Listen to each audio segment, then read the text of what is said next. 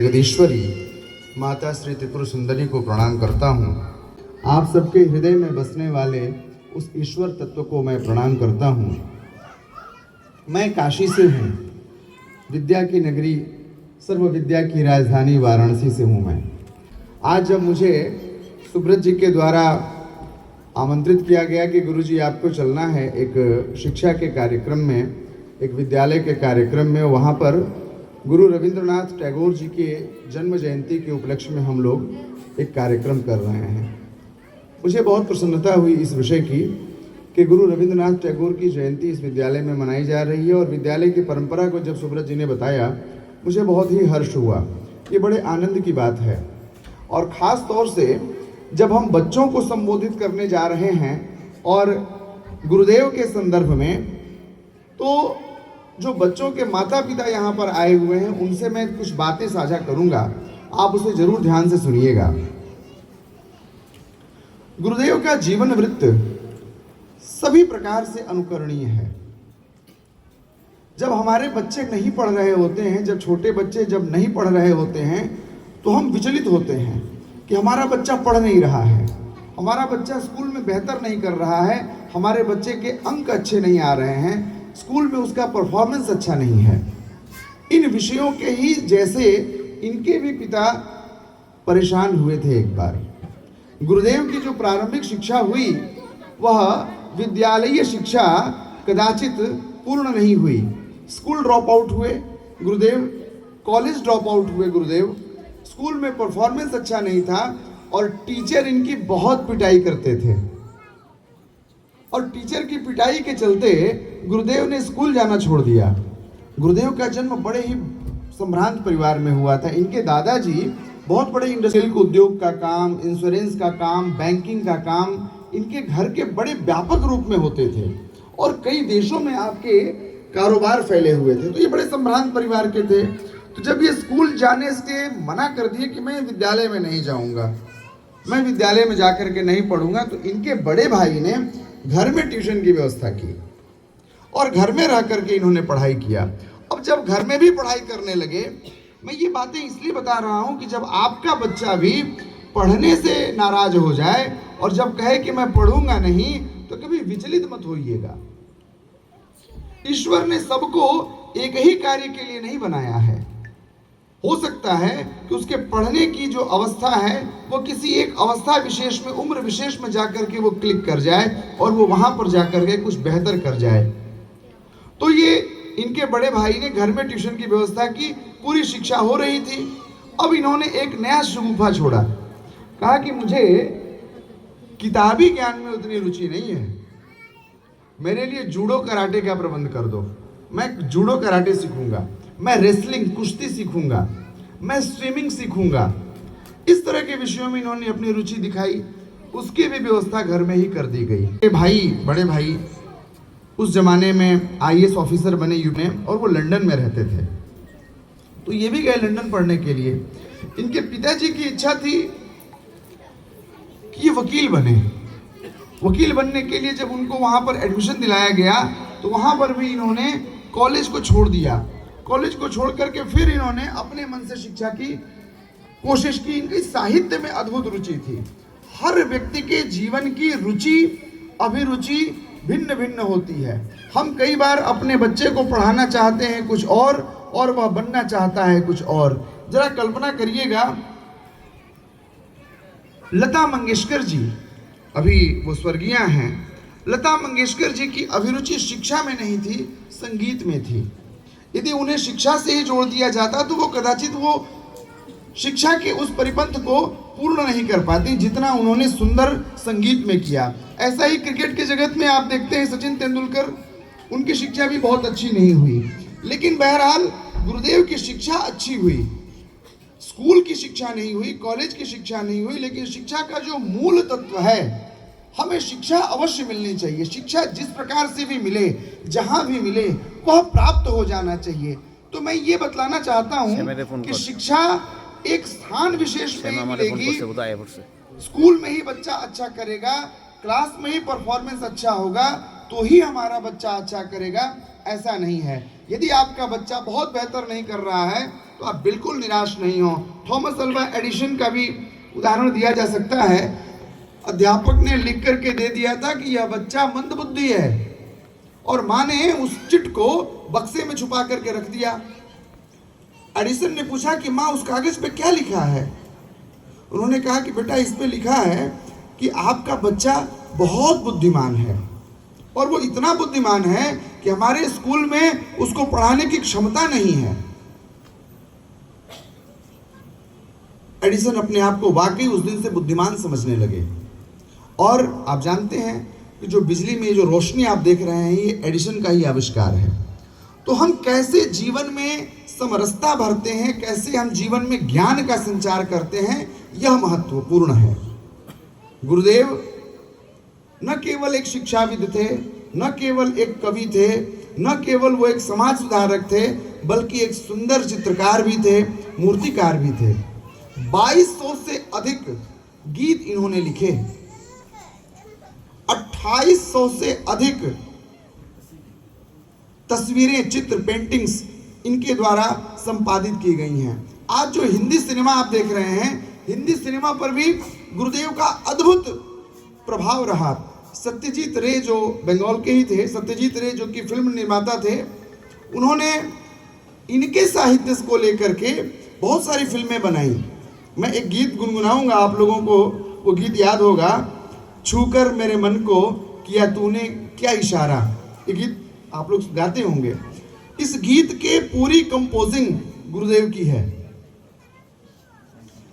विपरीत परिस्थितियों में भी रह करके ज्ञान का विस्तार कैसे किया जाए, यदि इस विषय को सीखना है तो हमें गुरुदेव के जीवन वृत्त को समझना होगा। हमारे यहाँ संस्कृत में कहते हैं कि यदि विद्वान बनना चाहते हो तो देशाटन करो। विद्वान बनने के कुछ लक्षण बताए, उसमें कहा देशाटनम पंडित मित्रता च वारांगना राजकुल प्रवेशः। तो पहली शर्त रखा कि देशाटन यदि आप करते हैं तो आप विद्वान बन जाएंगे। उस जमाने में गुरुदेव ने 34 देशों की यात्राएं की थी। 34 देश।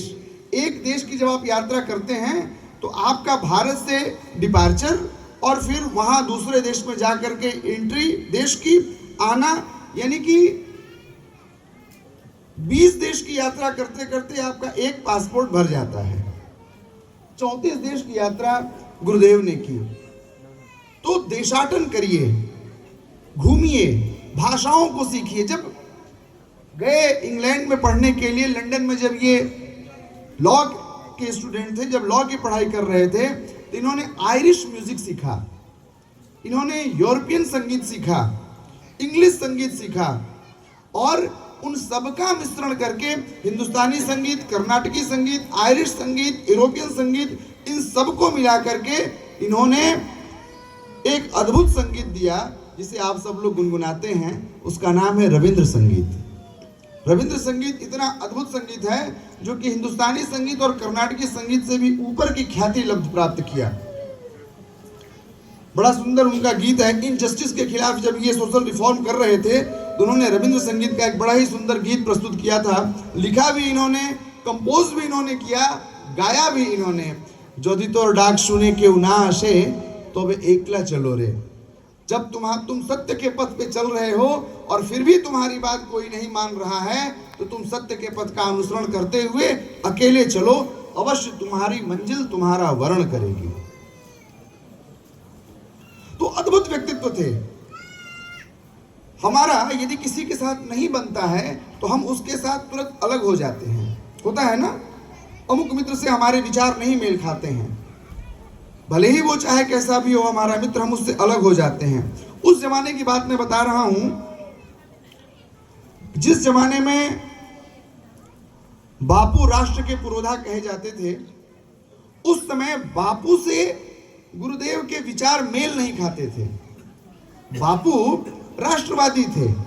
बापू का यह मानना था कि नेशनलिज्म सर्वोपरि है, राष्ट्र सर्वोपरि है, और गुरुदेव कहते थे कि राष्ट्र को ही यदि हम सर्वोपरि मानेंगे तो हमारे अंदर अहंकार आ जाएगा और ऐसा लगने लगेगा कि मेरा ही देश सबसे अच्छा है, तो कहीं ना कहीं हम दूसरे देशों के साथ अन्याय करने लगेंगे। तो जिस दौर में बापू नेशनलिज्म को मानते थे, उस दौर में गुरुदेव इंटरनेशनलिज्म को सपोर्ट करते थे। इस कारण दोनों के विचार नहीं मिलते थे, और दोनों के विचार नहीं मिलने के बावजूद भी दोनों एक दूसरे का सम्मान करते थे। पुणे में 1931 में जब सत्याग्रह किए हुए थे बापू और उनका अनशन था, और जब गुरुदेव को ये पता चला कि अवस्था काफ़ी हो गई है और बापू अनशन रखे हुए हैं, ये जा करके पुणे में बापू का अनशन तोड़वाए। और आपको सुनकर के आश्चर्य लगेगा कि जिनका नाम आप महात्मा गांधी जानते हैं ना, वह महात्मा भी इन्होंने ही सबसे पहली बार उनको कहा था। यानी महात्मा की उपाधि भी गुरुदेव ने ही दी थी। और इनका जो नाम है गुरुदेव रविंद्रनाथ टैगोर, इनको गुरुदेव गांधी जी ने कहा था। परस्पर सोचिए कि एक दूसरे के विचारों के परिपोषक नहीं होने के बावजूद दोनों की एकता कितनी अद्भुत थी। आज के समय में भी ऐसा संभव हो सकता है। यह ज्ञान लेना है। इस तरह के आयोजनों का मुख्य उद्देश्य यही होता है कि हमारे जो नेशनल लीडर हैं, हमारे जो आइडियल हैं, हमारे जो आदर्श हैं, हमारे जो पथ प्रदर्शक हैं, उनके जीवन में ऐसा क्या था जिसे कि हम स्वीकार करके अपने मार्ग को प्रशस्त कर सकते हैं। जिस समय इनकी ख्याति इतनी बढ़ी, इनके कविताओं का एक संग्रह अंग्रेजी भाषा में अनुवाद करके प्रकाशित किया गया, जिसका नाम है गीतांजलि। गीतांजलि की लोकप्रियता यूरोपियन कंट्रीज में इतनी बढ़ी कि ब्रिटिश गवर्नमेंट भी इनको बहुत पसंद करने लगी और पूरे यूरोपियन देशों में इनका बोलबाला हो गया। अंग्रेजों ने इन्हें एक उपाधि दी, नाइटहुड। नाइटहुड की उपाधि बहुत खासी उपाधि मानी जाती थी उस जमाने में, लेकिन देशभक्ति के लिए आत्म का त्याग करना हमारे राष्ट्र पुरुषों से सीखिए। जिस समय जलियांवाला बाग हत्याकांड हुआ, इन्होंने प्रोटेस्ट किया और नाइटहुड की उपाधि अंग्रेजों को लौटा दी। इतने बड़े सम्मान को भी लौटाने में ये कभी पीछे नहीं रहे। इसलिए आज हम यहाँ पर एकत्रित हुए हैं गुरुदेव की जन्म जयंती मनाने के लिए। 7 मई को इनका जन्म हुआ था। 7 मई को इनका जन्म हुआ, आज 8 मई है और बांग्ला कैलेंडर के हिसाब से 25 वैशाख जो कि कल है, यानी कि एक बीता कल और एक आने वाले कल के बीच में आज की शुभ तिथि मोहिनी एकादशी को आपके विद्यालय ने चुना गुरुदेव की जन्म जयंती मनाने के लिए। ये भी बड़ा शुभ दिन है। इसके लिए विद्यालय के सभी सदस्यों को और इस संस्था के प्रमुख को, आप सबको मैं हृदय से आभार व्यक्त करता हूँ, धन्यवाद देता हूँ। और बड़ी सुंदर सोच है। हर बच्चा चाहे तो गुरु रविंद्रनाथ बन सकता है। गुरु रविंद्रनाथ टैगोर बचपन से ही गीत गाने में बड़े निपुण थे और इतने निपुण थे कि नरेन को भी वो सिखाते थे गीत गाना। नरेन नाम सुना है ना आपने? आप ही के बीच के स्वामी विवेकानंद का नाम था नरेन। तो नरेन को वो गीत गाना सिखाते थे और इतना सुंदर गीत गाते थे कि विवेकानंद जी भी, स्वामी विवेकानंद जी उनसे इतने इंस्पायर्ड हुए कि ब्रह्म समाज के कई कार्यक्रमों में, कई विवाह आदि के आयोजनों में जब वो जाते थे तो गुरुदेव के गीत गुनगुनाया करते थे। तो यदि आपका बच्चा स्कूल आने से कतराने लगे, घबराइए नहीं। यदि आपका बच्चा किताब छोड़ करके गिटार बजाने लगे, बेचैन मत होइएगा। यदि आपका बच्चा आपसे कहे कि मैं किताब नहीं पढ़ूंगा, मैं स्कूल नहीं जाऊंगा, मैं होमवर्क नहीं करूंगा, मैं स्विमिंग करूंगा, जरूर उसे स्विमिंग कराइए। बच्चा जो करना चाहता है, बच्चे की दिशा जिधर जानी चाहती है, उसकी क्रियाशीलता का आकलन करिए।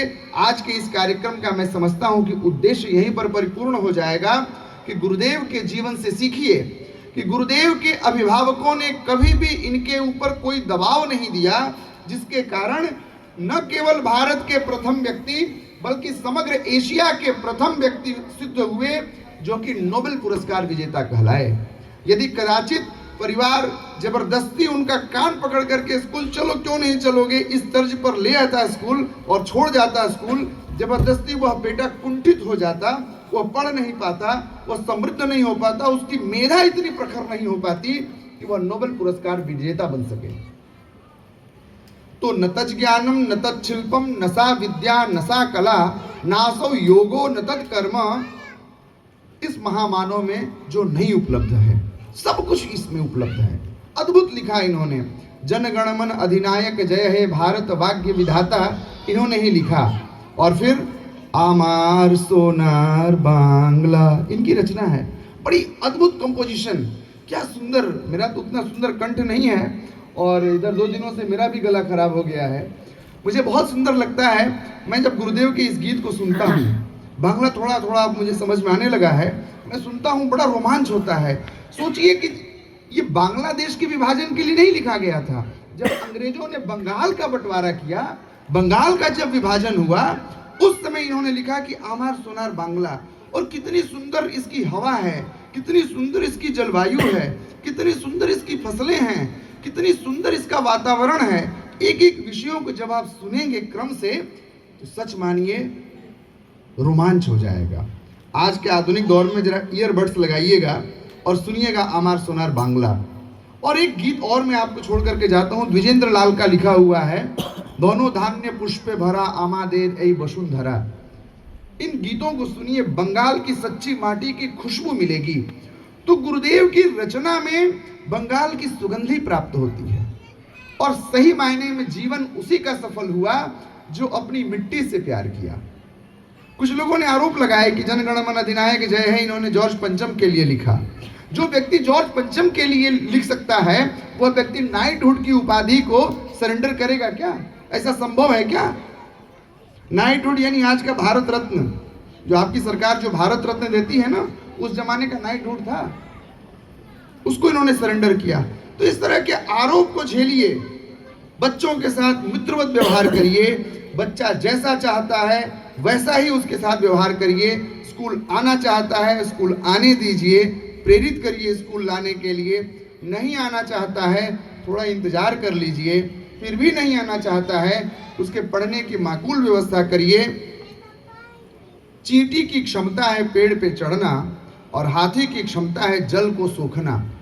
यदि चींटी को हम कहेंगे कि तुम जल को सोख लो और हाथी को हम कहेंगे कि पेड़ पे चढ़ जाओ, ये संभव है क्या? बोलिए, संभव है ना?